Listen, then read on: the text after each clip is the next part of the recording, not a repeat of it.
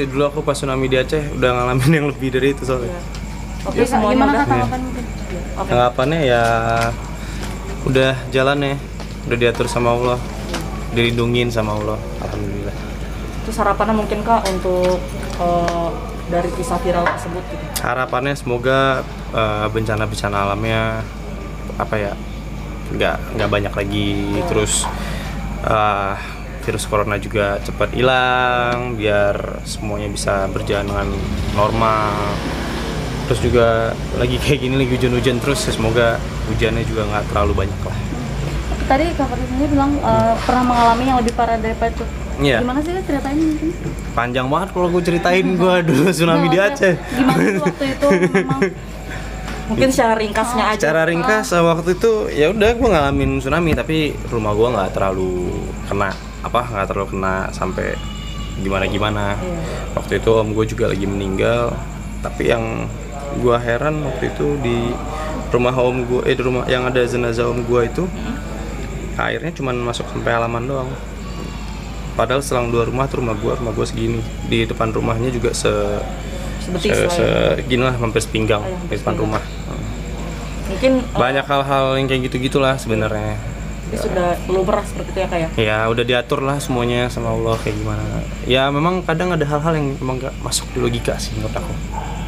Oke Kak, mungkin kisah viral selanjutnya, jadi di Mekah itu ada kayak genangan air gitu, agak kayak banjir gitu Kak, cuma dikurasin sama si cleaning service dan itu sangat di-appreciate sama orang-orang dan di videoin gitu, dan itu viral banget. Dan itu pendapat dari Kak Friza sendiri gimana tuh? Alhamdulillah masih banyak yang peduli, apalagi di Mekah kan. Iya. Di Mekah itu sendiri ya emang tempat rumahnya kita beribadah, umat-umat Islam. Jadi aku sendiri senang banget masih peduli sama rumah ibadah. Ya, mungkin harapannya untuk cleaning service yang membersihkan genangan air tersebut. Ya semoga dibalas sama Allah Subhanahu Wa Taala. Kalau berbicara sejarah mengenai Masjid Terapung, yang pertama itu memang berada di Jeddah ya, di pesisir Laut Merah, kota Jeddah, Saudi Arabia. Nah ini ada banyak salah penafsiran karena masjid ini bernama awalnya, kalau sekarang kan Masjid Terapung Laut Merah, begitu kan? Kalau sebelumnya itu adalah Masjid Fatimah. Nah, ini ada kekeliruan bagi orang Indonesia dan orang Iran yang menganggap bahwa masjid ini ada keterkaitan dengan Fatimah Az-Zahra, putri baginda Rasulullah SAW. Sehingga banyak orang Indonesia yang datang ke sana, ya karena orang Indonesia tahulah bahwa banyak yang cinta dengan sholawat. Jadi ingin memuliakan baginda Rasulullah beserta ahlul baitnya.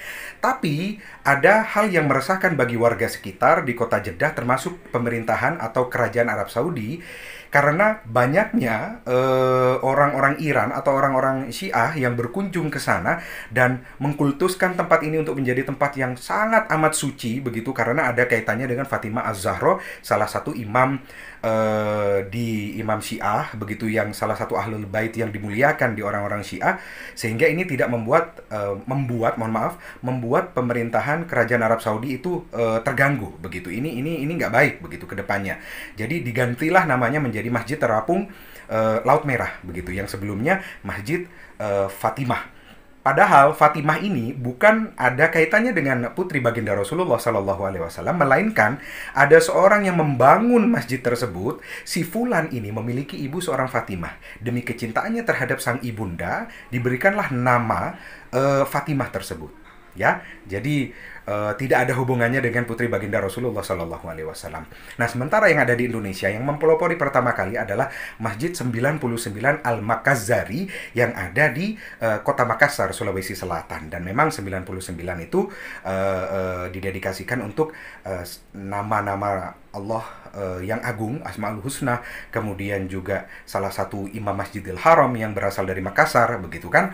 Dan selain itu ada di Masjid Terapung Ternate. Tapi dua masjid ini, dan seperti yang di Malaka juga, itu sama. Mereka itu mirip rumah apung perkampungan yang ada di Indonesia pada umumnya. Jadi mereka berada di bibiran pantai, kemudian masih tersambung dengan daratan, ada kayu penyangga, tiang-tiang penyangga, begitu ya, yang menancap ke dasar bibir pantai. Kemudian barulah didirikan bangunan di sana. Seperti itu ya. Tapi kalau berbicara benar-benar masjid terapung di atas lautan, bukan di bibir pantai, itu terdapat di Kabupaten Pesawaran Lampung. Namanya Masjid Apung Riung. Nah, Masjid Al-Aminah namanya, di Kabupaten Pesawaran Lampung. Ini posisi masjidnya benar-benar di atas lautan, berdiri di atas ratusan pelampung yang dirakit menjadi satu, kemudian diberikan jangkar di bawahnya agar Masjid Apung ini tidak goyah diterjang ombak dan gelombang. Terbukti memang sudah hampir 6 tahun masjid ini berdiri karena dibangun tahun 2015. Aman saja ketika ada gelombang, ada ombak besar, badai bahkan, dan masih utuh sampai sekarang, tidak pernah terganggu, ya alhamdulillah. Dan memang kuasa Allah begitu, masjid ini tetap aman sampai sekarang. Dan itu dibangun, didedikasikan untuk para nelayan, agar ketika mereka mencari ikan di tengah lautan, mereka masuk waktu sholat, mereka bisa menyandarkan kapalnya ke sana, kemudian mereka harus sholat di sana, begitu. Jadi betul-betul kalau yang lain itu hanya sama seperti di Jeddah pun juga demikian, hanya menyatu dengan bibir pantai, begitu ya. Sudahlah disebut dengan masjid terapung. Tapi kalau benar-benar terapung, itu ada di Indonesia, yang benar di atas lautan, mengapung di atas pelampung yang dirakit menjadi satu, kemudian diberikan jangkar kuat di bawahnya agar tidak goyah kemana-mana, dan itu hanya ada satu di Indonesia, namanya Masjid Al-Aminah yang ada di Kabupaten Pesawaran, Provinsi Lampung.